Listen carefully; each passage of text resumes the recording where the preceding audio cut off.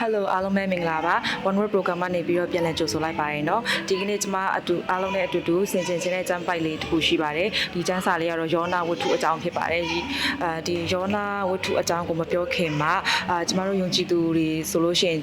ယောနာနဲ့ပေါ့နော်ကျွန်မတို့အသက်တာပုံစံကအယံကိုတူတာဖြစ်ပါတယ်အရင်ဆုံးယောနာအခန်းကြီး1အငယ်1ကိုဖတ်မယ်ဆိုလို့ရှိရင်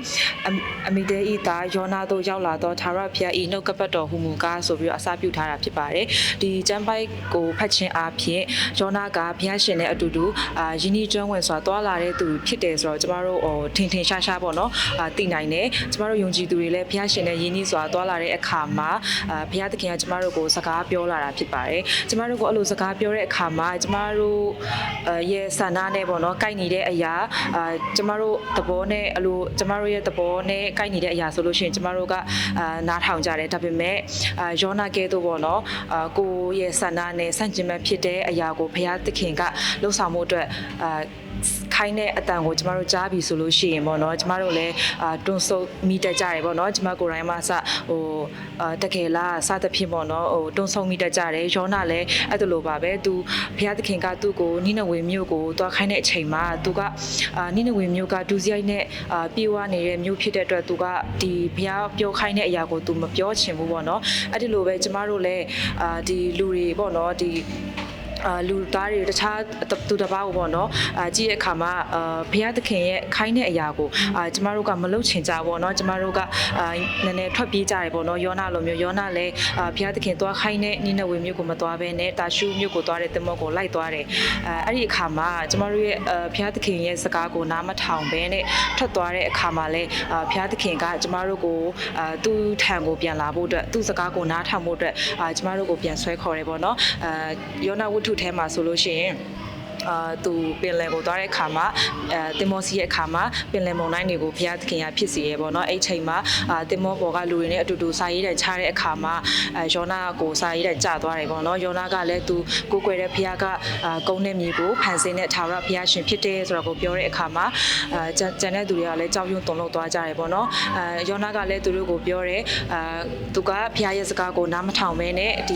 ီတာရှုမြို့ကိုသွားတဲ့တင်မောကိုလိုက်တဲ့အတွက်ကြောင့်ဘုရားကပေါ့နော်ဒီလိုမုန်တိုင်းနဲ့ကြုံတွေ့စေတာဖြစ်တယ်သူသားပင်လယ်တဲ့ကိုပစ်ချခံရမယ်ဆိုလို့ရှင်เนาะဖခင်ကဒီမုန်တိုင်းတွေကိုငြိမ်းစေမှာဖြစ်တယ်ဆိုပြီးသူပြောခဲ့တယ်အဲ့ဒါလိုပဲ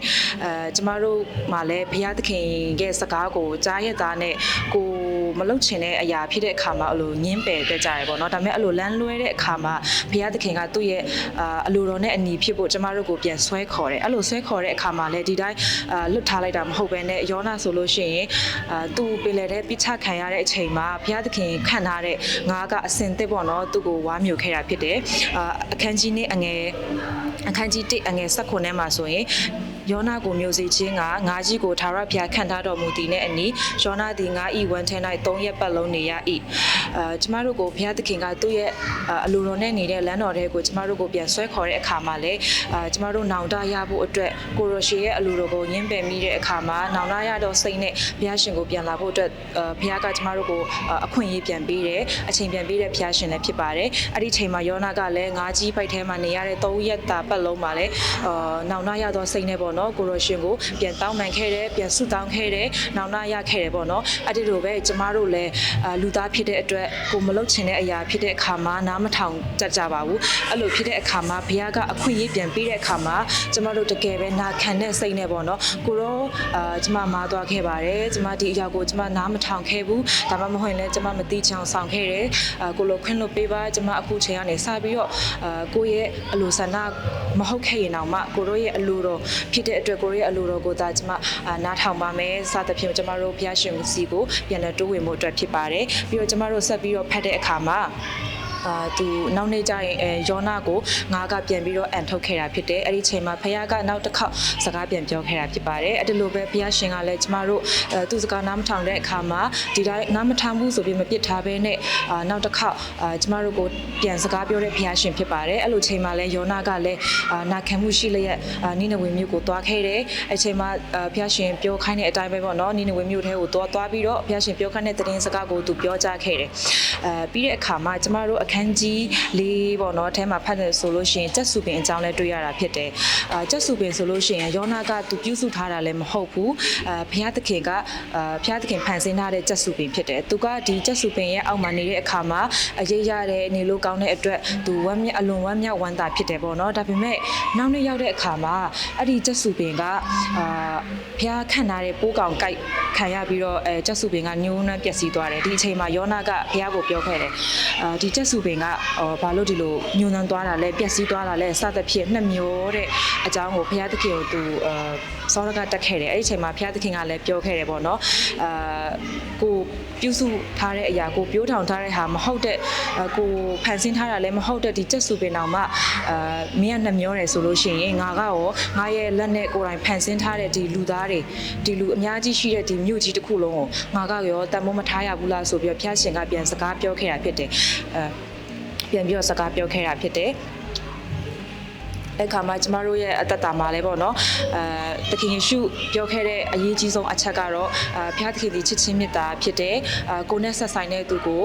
ကိုနဲ့မြတ်ချစ်လို့ဆိုတဲ့စကားတော်အတိုင်းပဲပေါ့နော်ကျမတို့ကလည်းလူသားတွေကိုကိုကဆုံးဖြတ်ရမှာမဟုတ်ဘဲနဲ့သခင်ယေရှုမှာကြားခဲ့တဲ့အတိုင်းလက်တွေ့မှာကျင့်သုံးပြီးတော့အသက်ရှင်နေထိုင်သွားဖို့ဖြစ်ပါတယ်။ဒါဆိုရင်ကျမတို့ဒီယောနာဝတ္ထုကိုဖတ်တဲ့အခါမှာ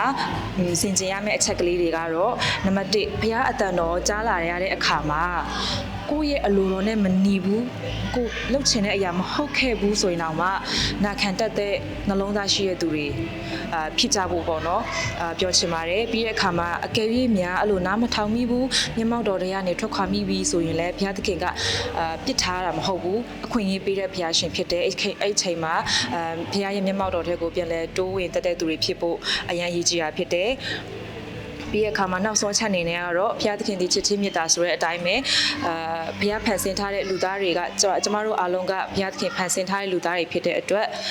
ဘုရားမိန့်မာခဲ့တဲ့အတိုင်းပဲကျမတို့လက်တွေ့ဘဝမှာလည်းကျင့်သုံးကြဖို့ဖြစ်ပါတယ်။ကြားနာသူရောက်ချင်းစီတိုင်းကိုဘုရားရှင်ကောင်းချီးပေးပါစေ။